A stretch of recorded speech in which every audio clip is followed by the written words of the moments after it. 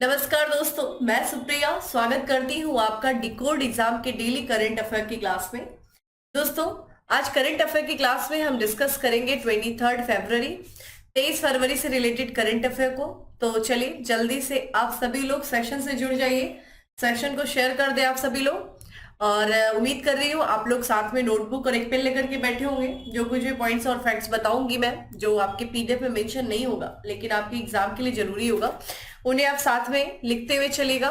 और साथ में ये भी उम्मीद कर रही हूँ कि आप लोगों ने अपने रिवीजन शुरू कर दिया होगा। और मैंने आप लोगों से बोला था कि टेस्ट देना भी शुरू कर दीजिए, तो आप लोग टेस्ट भी दीजिए, वो बहुत जरूरी है। उसी से आपको पता चलेगा कि आपकी तैयारी कैसी चल रही है। ठीक है, टेस्ट देना बहुत ज्यादा जरूरी है।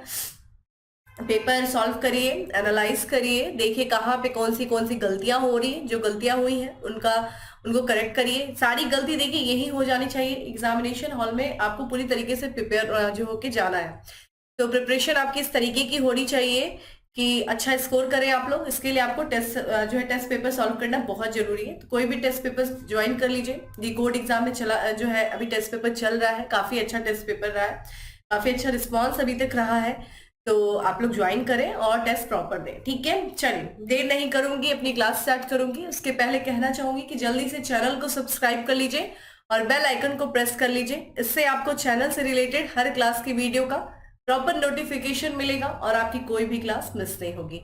चलिए आते हैं अपने प्रश्न की तरफ। और आज का हमारा सबसे पहला प्रश्न है कि हाल ही में अंतरराष्ट्रीय मातृभाषा दिवस मनाया गया। ठीक है, कब मनाया गया?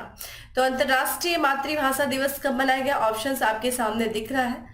तो जिन्हें आंसर पता है वो वीडियो को पॉज करें, कमेंट बॉक्स में आंसर करें। जिन्हें नहीं पता है वो सेशन को ध्यान से देखें। और देखिए अभी हाल फिलहाल में जो अंतरराष्ट्रीय मातृभाषा दिवस मनाया गया दोस्तों, वो मनाया गया है 21 फरवरी को। ठीक है, 21 फरवरी को अंतरराष्ट्रीय मातृभाषा दिवस मनाया गया। आइए देखते हैं किस उपलक्ष्य में ये दिवस मनाया जाता है, क्या कारण है इस दिवस को मनाए जाने का। तो देखिए हर साल जो है international mother language day celebrate किया जाता है। कब किया जाता है? 21 फरवरी को किया जाता है।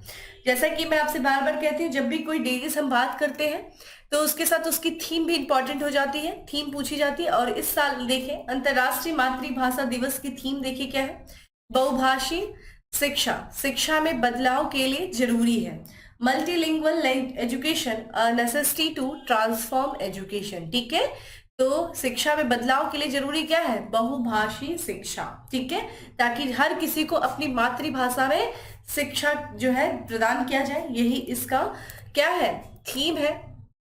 इस दिवस को देखिए मनाए जाने का कारण क्या है, इसके पीछे कुछ स्टोरी है, उसको देख लेते हैं। इस दिन को भाषा आंदोलन, बंगाली भाषा आंदोलन में एक महत्वपूर्ण क्षण के रूप में पहचाना जाता है, जिसने पूर्वी पाकिस्तान में जातीय राष्ट्रवाद की नींव रखी। अंततः 1971 में बांग्लादेश के निर्माण का आधार तैयार किया। देखिए जैसा कि आपको पता है, भारत जो है 1947 में आजाद हुआ, और ना सिर्फ आजाद हुआ बल्कि भारत से पाकिस्तान भी अलग हुआ। ठीक है, तो भारत का विभाजन हुआ और पाकिस्तान नाम का एक नया देश दुनिया में आया। पाकिस्तान के दो भाग थे जैसा कि आपको पता है, एक आप देखेंगे तो वेस्ट पाकिस्तान था और इधर आपको ईस्ट पाकिस्तान जो कि बांग्लादेश था, जो आज बना है वर्तमान में, वो पहले ईस्ट पाकिस्तान हुआ करता था। यहाँ पे देखा गया आजादी जो विभाजन के बाद जो पाकिस्तान ने क्या किया, पाकिस्तान ने पूर्वी पाकिस्तान में, ध्यान रखिएगा, उर्दू को क्या कर दिया, राष्ट्रीय भाषा घोषित कर दिया। ठीक है, पूर्वी पाकिस्तान में। अगर आपको पता है पूर्वी पाकिस्तान में बंगाली भाषा बोलने वाले लोगों की संख्या थी। पश्चिमी पाकिस्तान में जो मुस्लिम बहुल क्षेत्र थे, मुस्लिम इधर भी थे, लेकिन ये जो मुसलमान थे ये जो है बांग्ला बोलते थे और वो उर्दू बोलते थे। लेकिन प्रशासन जो था वो पश्चिमी पाकिस्तान से चलता था, तो वहां की सरकार ने क्या किया भाई, पूरे पाकिस्तान में उर्दू को राष्ट्रीय भाषा घोषित कर दिया। और आने वाले दिन में यानी कि 1952 में जो है उर्दू को छोड़ करके बाकी भाषाओं को क्या कर दिया, अमान्य घोषित कर दिया। ये देखते हुए ढाका विश्वविद्यालय में क्या हुआ, ढाका विश्वविद्यालय के छात्राओं ने आंदोलन कर दिया, प्रदर्शन करना शुरू कर दिया, सरकार का विरोध करना शुरू कर दिया। इसको देखते हुए वहां की सरकार ने इन प्रदर्शनकारियों के ऊपर गोलियां चला दी, जो छात्र थे उन पर गोलियां चला दी। और इस दौरान बहुत सारे छात्र, बहुत सारे जो है प्रदर्शनकारी इसमें क्या हो गए, उनकी मृत्यु हो गई। तो ध्यान रखिएगा इसी कारण से यानी कि इन्होंने अपनी मातृभाषा के बचाव के लिए आंदोलन किया था और इस आंदोलन में वो शहीद हो गए थे, जिस कारण से अपनी मातृभाषा के बचाव के लिए जो ये किया गया आंदोलन, इनके द्वारा जो ये किए थे आंदोलन, इसमें शहीद हुए, उन्हीं की स्मृति में ये जो है मातृभाषा दिवस मनाया जाता है।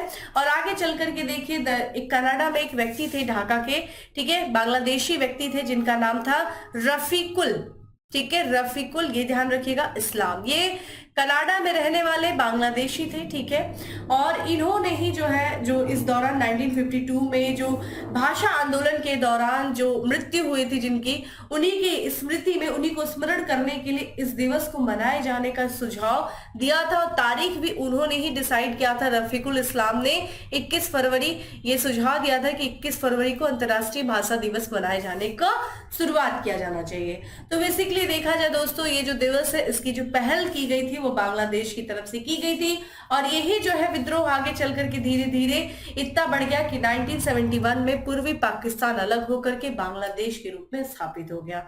ठीक है, यहाँ पे ध्यान रखिएगा। तो अपनी भाषा और संस्कृत के लिए बंगाली लोगों के संघर्ष को मान्यता देते हुए, ठीक है, ये दिवस जो मनाया जाता है वो यूनेस्को के द्वारा, तो जिस तरीके से इन लोगों ने जो संघर्ष किया था इसको मान्यता देने के लिए यूनेस्को ने 1999 में 1999 में ये घोषणा की कि हर साल जो है 21 फरवरी को दुनिया भर में अंतर्राष्ट्रीय मातृभाषा दिवस मनाया जाएगा।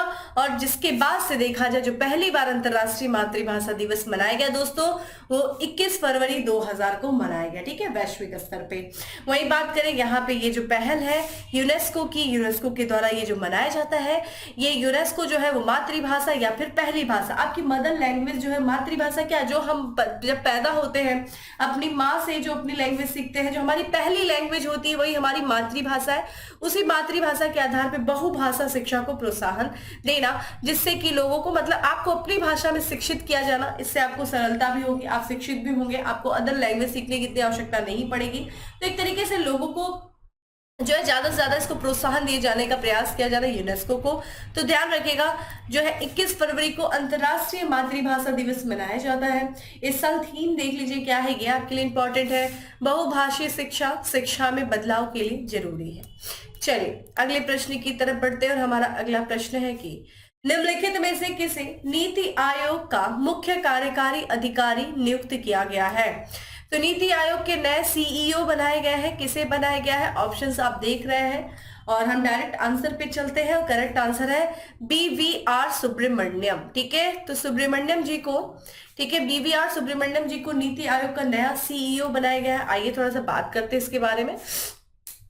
तो ये पूर्व IAS अधिकारी थे जिनकी स्क्रीन पे आप तस्वीर देख सकते हैं, ये है BVR सुब्रमण्यम और इनको केंद्र सरकार ने नीति आयोग का, नीति यानी कि नेशनल इंस्टीट्यूशन ट्रांसफॉर्मिंग इंडिया, इसका मुख्य कार्यकारी सीईओ नियुक्त किया है। ठीक है, कौन बने हैं नए सीईओ, BVR सुब्रमण्यम। इन्होंने किसका स्थान लिया है दोस्तों, परमेश्वरम अय्यर का स्थान लिया है। और अय्यर जी को देखिए अभी हाल फिलहाल में विश्व बैंक कार्यकारी निदेशक नामित किया गया है। ठीक है, बात करें इसके बारे में तो ये जो है जो सुब्रमण्यम जी हैं, BVR सुब्रमण्यम, ये नीति आयोग के चौथे सीईओ होंगे। ठीक है, क्रम से देखा जाए। वही बात कर ले आइए नीति आयोग के बारे में। तो नीति आयोग का देखिए जो स्थापना की गई थी दोस्तों वो 1 जनवरी 2015 को किया गया था। किसकी जगह पे, योजना आयोग की जगह पे। आप मुझे कमेंट बॉक्स में बताइए योजना आयोग को कब जो है बनाया गया था, योजना आयोग का फॉर्मेशन कब हुआ था। ये हमारे देश में पंचवर्षीय योजना को जो लागू करता था यही बॉडी योजना आयोग, इसे कब बनाया गया था। और बात करते हैं यही योजना आयोग को आगे भंग करके 1 जनवरी 2015 को नीति आयोग का गठन किया गया था। ठीक है, ये एक ध्यान रखिएगा, नीति थिंक टैंक है, एक तरीके से ये थिंक टैंक का कार्य करती है, भारत सरकार का शीर्ष सार्वजनिक नीति थिंक टैंक है। और ये जितने भी जो एक तरीके से जो है विचार करती है, नए नए जो है विचार प्रस्तुत करती है सरकार के सामने, तो नीति निर्माण के माध्यम से विचारों को लाने, ठीक है, ध्यान रखिएगा, लाने और प्रमुख क्षेत्रों पर ध्यान केंद्रित करने के लिए जिम्मेदार है। ठीक है, यहाँ पे बात करें ये जो सीईओ की नियुक्ति की जाती है, नीति आयोग के जो मुख्य कार्यकारी अधिकारी की जो नियुक्ति की जाती है दोस्तों, वो प्रधानमंत्री जी के द्वारा किया जाता है। ये चीज ध्यान रखिएगा, एक निश्चित कार्यकाल के लिए। ठीक है, ये ध्यान रखिएगा, पूछा जा सकता है कि नीति आयोग के मुख्य कार्यकारी अधिकारी की नियुक्ति किसके द्वारा किया जाता है, राष्ट्रपति के द्वारा, प्रधानमंत्री जी के द्वारा, या फिर, ठीक है, इसी तरीके के ऑप्शंस होंगे आपके तो यहाँ पे प्रधानमंत्री के द्वारा जो है इनकी नियुक्ति की जाती है। और नीति आयोग की बात करें दोस्तों तो इसका देखिए मुख्यालय कहाँ है, नई दिल्ली में जो है। इसका अध्यक्ष दोस्तों जो होता है वो प्रधानमंत्री होता है। तो वर्तमान में जो नीति आयोग के अध्यक्ष कौन है दोस्तों, वो प्रधानमंत्री नरेंद्र मोदी जी ही हैं। उपाध्यक्ष की बात करें देखिए इस समय सुबनश्री है और इसका गठन आप देख ही रहे 1 जनवरी 2015 को हुआ था। यहाँ पे एक प्रश्न आपको बनता है, नीति आयोग के पहले सीईओ कौन है, क्योंकि ये क्रम से चौथे हैं तो आप मुझे बताइए पहले सीईओ कौन है और योजना आयोग का गठन कब किस वर्ष किया गया था, किस तारीख को किया गया था, आप मुझे कमेंट बॉक्स में बताएंगे। ठीक है, चलिए आते हैं अगले प्रश्न पे। और हमारा अगला प्रश्न है कि निम्न में से किस शहर में 18वीं विश्व सुरक्षा कांग्रेस का आयोजन किया जा रहा है। तो ये विश्व सुरक्षा कांग्रेस का आयोजन किया जा रहा है, ये 18वां संस्करण है। कहाँ किया जा रहा है दोस्तों, तो राजस्थान की राजधानी जयपुर में जो है इसका जो है आयोजन किया जा रहा है। ठीक है, तो देखिए आज इसका आखिरी दिन है क्योंकि 21 तारीख को शुरू हुआ था, 23 फरवरी तक ये चलेगा। ठीक है, 18वीं विश्व सुरक्षा कांग्रेस, वर्ल्ड सिक्योरिटी कांग्रेस 18वां संस्करण है। आयोजन देखिए जयपुर में किया जा रहा है। ठीक है, इसका जो आयोजन किया जा रहा है वो देखिए किसके किसके द्वारा किया जाता है, 2 लोगों के संयुक्त प्रयास से किया जा रहा है। पहला देखिए क्या है, union international day chemistry fair, इसको हम क्या कहेंगे, इंटरनेशनल यूनियन ऑफ रेलवे। और भारत का जो रेलवे सुरक्षा बल है उसके द्वारा जो है इसका आयोजन किया जा रहा है। तो 2 लोगों के संयुक्त रूप से इसका आयोजन किया जा रहा है, एक इंटरनेशनल यूनियन ऑफ रेलवे के द्वारा और साथ ही साथ रेलवे सुरक्षा बल, भारत के रेलवे सुरक्षा बल के द्वारा। ठीक है, इस 18वें संस्करण की अगर हम थीम की बात करें यानी कि विषय की बात करें तो देखिए क्या है, रेलवे सुरक्षा रणनीति, प्रतिक्रियाएं और भविष्य के लिए दृष्टि। ये देखिएगा 18वें संस्करण का विषय है। ठीक है, ये चीज ध्यान रखिएगा। यहाँ पे देखा जाए ये जो सम्मेलन हो रहा है विश्व सुरक्षा कांग्रेस, ये 4 क्षेत्रों में विभाजित किया गया है। कौन कौन से वो 4 क्षेत्र है, महत्वपूर्ण संपत्तियों और माल की सुरक्षा, मानव सुरक्षा दृष्टिकोण, सर्वश्रेष्ठ रेलवे सुरक्षा उपकरण, दुनिया भर में अभ्यास और विजन 2030 विषय। ये 4 जो है क्षेत्रों को शामिल किया गया है इसमें। ठीक है, यहाँ पे देखा जाए इस कार्यक्रम में जो है भारत क्या किया है, जो दुनिया भर के रेलवे सुरक्षा प्रतिनिधि हैं वो इस कार्यक्रम में भाग लिए हैं और जो भारत इसकी मेजबानी कर रहा है। ठीक है, इससे पहले भी देखा जाए तो भारत ने इसकी मेजबानी की थी नई दिल्ली में, ध्यान रखिएगा कब हुआ था, 2006 में और 2015 में। ठीक है, तो इससे पहले नई दिल्ली में अंतरराष्ट्रीय यूआईसी विश्व सुरक्षा कांग्रेस सफलतापूर्वक आयोजन और मेजबानी की गई थी। इसके पहले भी 2 बार, ये तीसरी बार किया जा रहा है इंडिया में। ठीक है, बात कर लेते हैं Union Internationale des Chemins de Fer, जिसे हम क्या कहते हैं, इंटरनेशनल यूनियन ऑफ रेलवे। ठीक है, स्थापना देखिए क्या हुआ था, कब हुआ था इसका, 1922 में इसकी स्थापना की गई थी। हेडक्वार्टर आपके लिए इंपॉर्टेंट हो जाता है, ये है फ्रांस की राजधानी पेरिस में इसका हेडक्वार्टर। देखिए ध्यान रखिएगा, इंटरनेशनल यूनियन ऑफ रेलवे चर्चा में है तो ये आपके लिए इंपॉर्टेंट हो जाता है, हेडक्वार्टर वगैरह पूछा जा सकता है। ध्यान रखिएगा ये जो यूनियन है, ये जो रेलवे यूनियन है, ये एक तरीके से विश्व के जितने रेलवे उनका ये प्रतिनिधित्व करता है, यानी कि रेलवे क्षेत्र का ये प्रतिनिधित्व करता है और दुनिया भर में जो रेलवे परिवहन है उसको बढ़ावा देने का कार्य इसके द्वारा किया जाता है। ठीक है, एक प्रश्न मेरा यहाँ पे बनता है, आप लोगों से कुछ दिन पहले ही मैंने बात किया था, एक अभियान चलाया गया था, एक ऑपरेशन चलाया गया था रेलवे सुरक्षा बल के द्वारा। ठीक है, मानव तस्करी को रोकने के लिए। ठीक है, जो तो यहाँ पे ध्यान रखिएगा, रेलवे क्षेत्र में जो मानव तस्करी वगैरह किया जाता है और रेलवे यात्रा के दौरान उसको रोकने के लिए रेलवे सुरक्षा बल के द्वारा एक ऑपरेशन चलाया गया था। उस ऑपरेशन का नाम आप मुझे कमेंट बॉक्स में बताइए। ठीक है, चलिए अब बात करते हैं हम अपने अगले प्रश्न की। The economics times global business summit 2023 का आयोजन कहाँ किया गया। तो the economics times global business summit 2023 का जो आयोजन किया गया है दोस्तों, वो किया गया है देश की राजधानी नई दिल्ली में किया गया है। ठीक है, तो नई दिल्ली में इसका आयोजन किया गया। ठीक है, किसका भाई, the economics times global business summit का 17 से 18 फरवरी के बीच में इसका आयोजन किया गया था दोस्तों। इस समिट को संबोधित प्रधानमंत्री नरेंद्र मोदी जी ने भी किया है। ठीक है, और विषय की बात करें, ये जो 2 दिवसीय economics times global business summit है, इसका विषय क्या था ये आपके लिए इंपॉर्टेंट हो जाता है। तो क्या है, लचीलापन, प्रभाव और प्रभुत्व, ये इसका क्या है, विषय है। ठीक है, ये इस वर्ष जो आयोजित किया गया है ये 7वां संस्करण है, 7वां संस्करण। और इस सम्मेलन की जो मेजबानी कर रही है, देखिए इस सम्मेलन की मेजबानी हर साल किया जाता है, द टाइम्स ग्रुप के द्वारा इसकी मेजबानी की जाती है। इस समिट में बहुत सारे जो है लोग इसमें शामिल होते हैं, जो कि विचारक होते हैं, जो थिंकर्स होते हैं, जो नीति निर्माता होते हैं, जो सारे जो पॉलिसी मेकर्स होते हैं, उनको जो एजुकेशन क्षेत्र से जुड़े हुए लोग होते हैं, यानी कि जो शिक्षाविद होते हैं, कारपोरेट प्रमुख होते हैं, वो लोग इस मंच को साझा करते हैं, वो इसमें उपस्थित होते हैं, अपने विचार विमर्श व्यक्त किया जाता है, विचार जो है प्रस्तुत किया जाता है। ठीक है, इसमें देखा जाए, इस बेसिकली देखा जाए, ये जो टाइम्स ग्रुप के द्वारा जो आयोजित किया जाता है economics times global business summit, इसमें बेसिकली देखा जाए जो आर्थिक चुनौतियां हैं लोगों विश्व के सामने, देश के सामने, उन आर्थिक चुनौतियों का समाधान प्रदान करने पर जोर दिया जाता है, ताकि लोग जो समाधान बता सके कि जो ये चुनौतियां वर्तमान में है आर्थिक जगत से संबंधित, उसके क्या क्या समाधान हो सकते हैं, इसको लेकर के लोग अपना विचार व्यक्त करते हैं। शिखर सम्मेलन में देखा जाए 200 से अधिक जो है प्रतिनिधि भाग लिए हैं, 40 सत्रों में उन्होंने अपने विचारों को व्यक्त किया है। तो बेसिकली आपको ध्यान रखना है, चूंकि प्रधानमंत्री जी ने इस समिट को संबोधित किया और इसका थीम आपके लिए इंपॉर्टेंट है, 7वां संस्करण था, और ध्यान रखिएगा कहाँ पे आयोजित किया गया था, नई दिल्ली पे आयोजित किया गया। ठीक है, चलिए अगले प्रश्न की तरफ बढ़ते हैं। किस शहर ने कपड़ा मंत्रालय के 2023 कार्यक्रम की मेजबानी की है? ठीक है, तो कपड़ा मंत्रालय के, माफ करिएगा वो टाइपिंग मिस्टेक थी तो उसको सही कर रहे थे। तो यहाँ पे देखिए आपसे प्रश्न पूछा गया है कि किस शहर ने कपड़ा मंत्रालय के टेक्नोटेक 2023 कार्यक्रम की मेजबानी की है? ऑप्शंस आप देख रहे हैं, हैदराबाद, मुंबई, सूरत, जयपुर। देखिए कपड़ों के लिए कौन सा जाना जाता है शहर, देखा जाए क्वेश्चन यहाँ पे ध्यान रखिएगा, मुंबई, जिसे हम आर्थिक राजधानी के नाम से भी जानते हैं। तो महाराष्ट्र की राजधानी मुंबई जो है उसने टेक्नोटेक 2023 कार्यक्रम की मेजबानी की है कपड़ा मंत्रालय के। तो ध्यान रखिएगा, देख लीजिए इसका फुल फॉर्म यहाँ पे क्या नाम है, टेक्नोटेक इन्विजनिंग। ठीक है, Technotex envisioning Indian technical textile at 2047, ये कपड़ा मंत्रालय का प्रमुख कार्यक्रम है।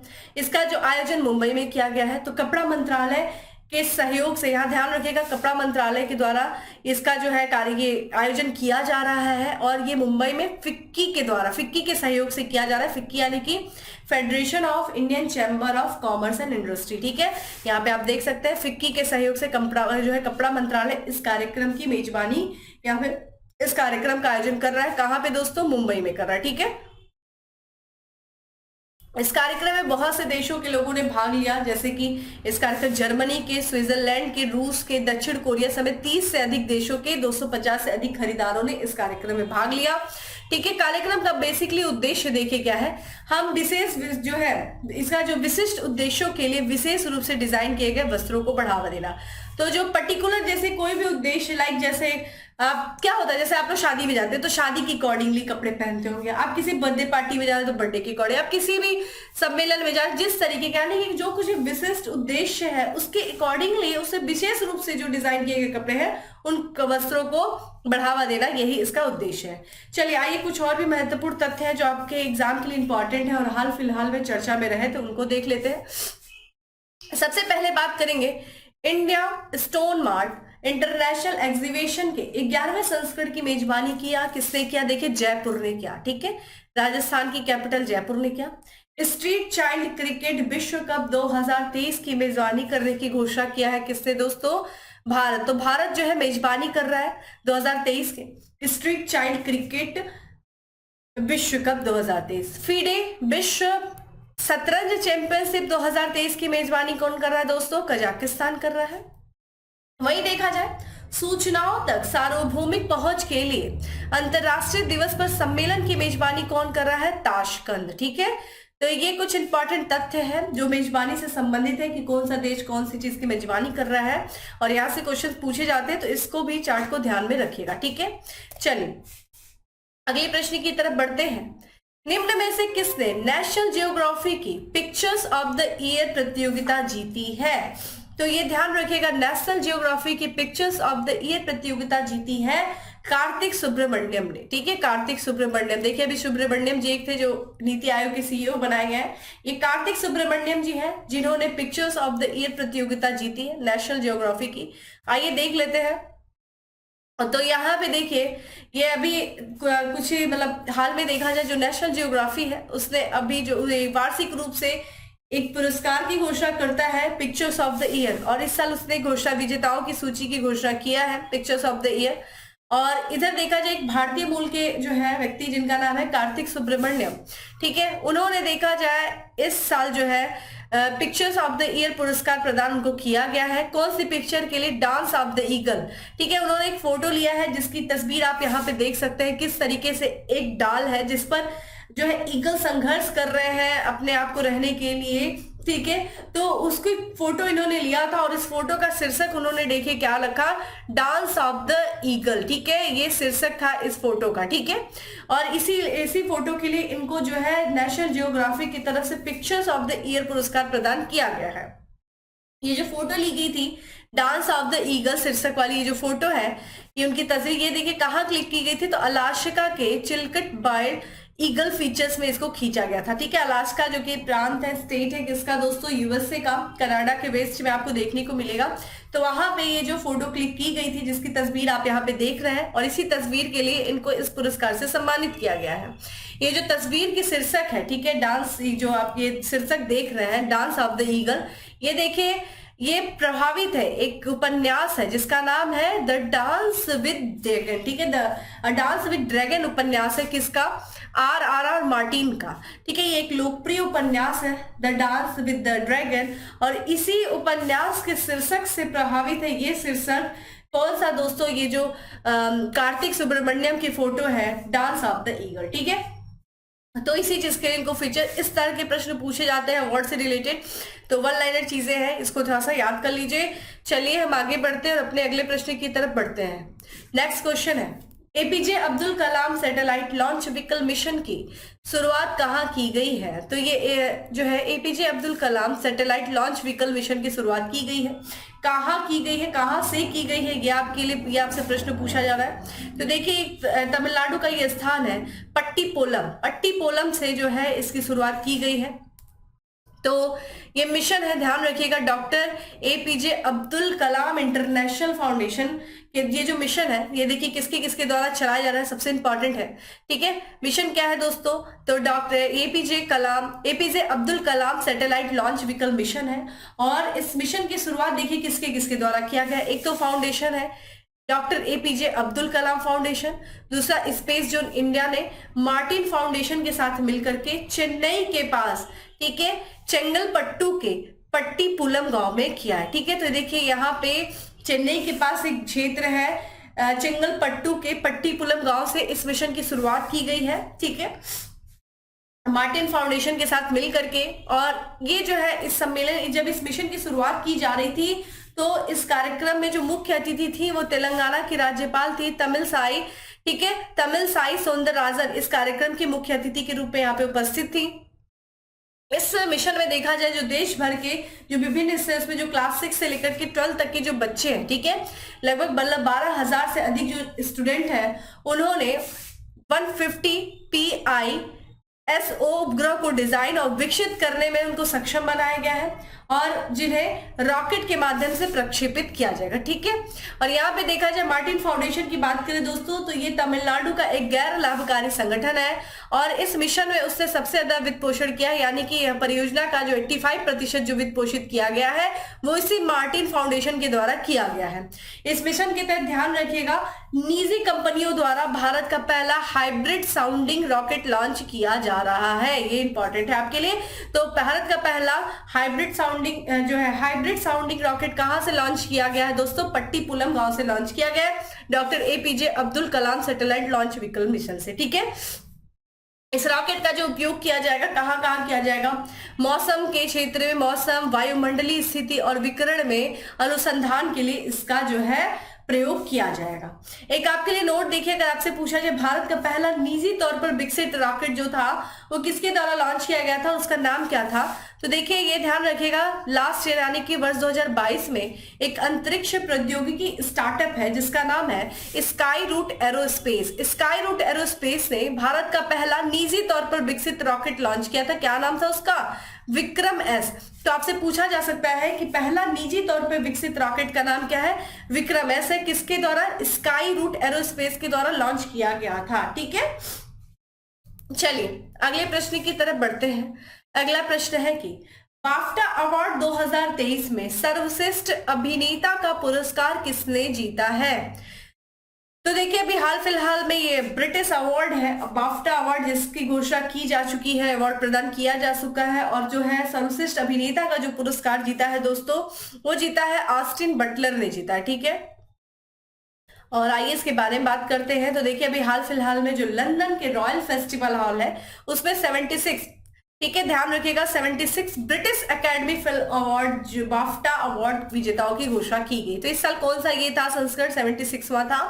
ब्रिटिश एकेडमी अवार्ड है, ये फिल्म अवार्ड है बाफ्टा, और इनके विजेताओं की घोषणा की गई है लंदन के रॉयल फेस्टिवल हॉल में, ठीक है। इसमें एक फिल्म है जिसका नाम है all Quiet on the Western front, जिसकी तस्वीर आप यहाँ पे देख रहे हैं, और इस फिल्म में जो है सबसे ज्यादा पुरस्कार जीता है, 7 पुरस्कार जीता है, ठीक है।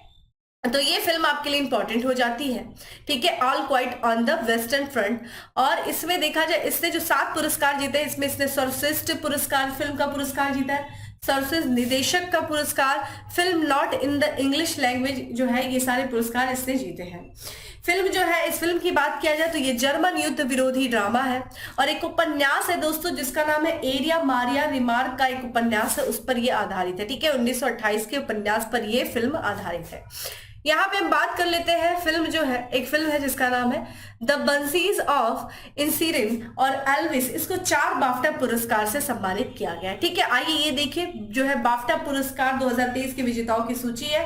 स्क्रीन पे आप इनकी तस्वीर देख रहे हैं, जिनको जो है सर्वश्रेष्ठ अभिनेता ऑस्टिन बटलर है, एल्विस के लिए इनको पुरस्कार दिया गया है, ठीक है। यही प्रश्न हमसे आपसे पूछा गया था।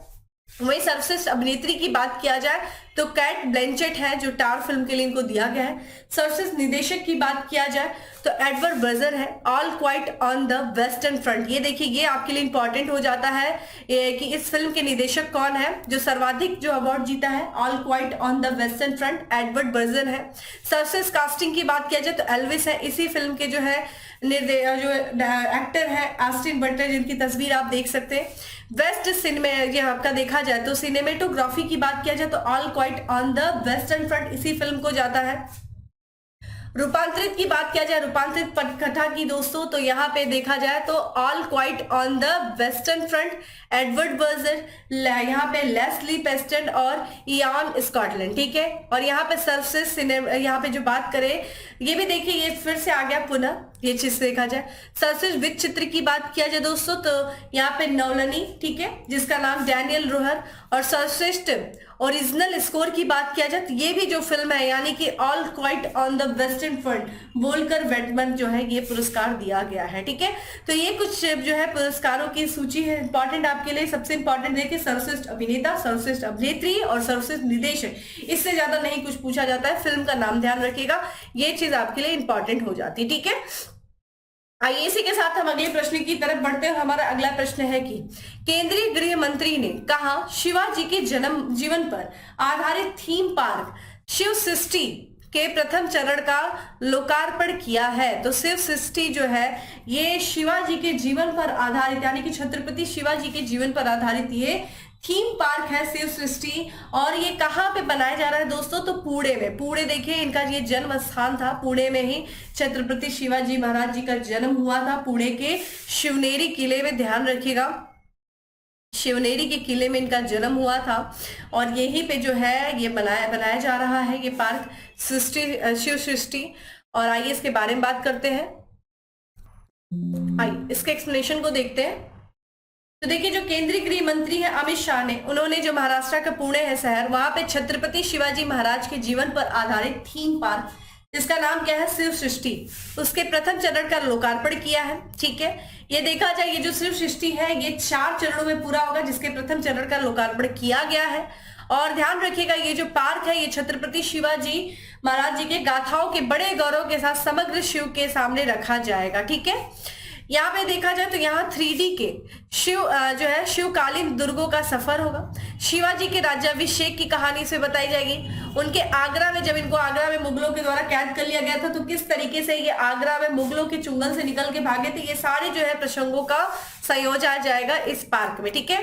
अभी देखिए, हाल फिलहाल में बात करें 19 फरवरी को, तो देखिए 19 फरवरी को छत्रपति शिवाजी महाराज का 393, ठीक है, जो है जन्म दिवस समारोह मनाया गया था। कहाँ पे, आगरा किले के दीवाने आम में जो है मनाया गया था, ठीक है। तो ये भी आपके लिए इंपॉर्टेंट हो जाता है। बाकी अगर देखा जाए तो आपसे ये पूछा जा सकता है कि जो छत्रपति शिवाजी महाराज के जीवन पर आधारित जो थीम पार्क है उसका नाम क्या है, तो शिव सृष्टि है। ठीक है, शिव सृष्टि है। कहाँ पे इसको बनाया जा रहा है, इसको बनाया जा रहा है तो पुणे में बनाया जा रहा है। पुणे में शिवनेरी के किले में इनका जन्म हुआ था, जिस कारण से इस स्थान पे ये किला जो है, ये पार्क बनाया जा रहा है। ठीक है, आइए अपने अंतिम एमसीक्यू की तरफ बढ़ते हैं कि भारत और किस देश ने संयुक्त डिजिटल भुगतान तंत्र लॉन्च किया है। तो संयुक्त डिजिटल भुगतान तंत्र जो लॉन्च किया गया है भारत और किस देश के द्वारा मिलकर के संयुक्त पहल है, ये ध्यान रखिएगा, सिंगापुर।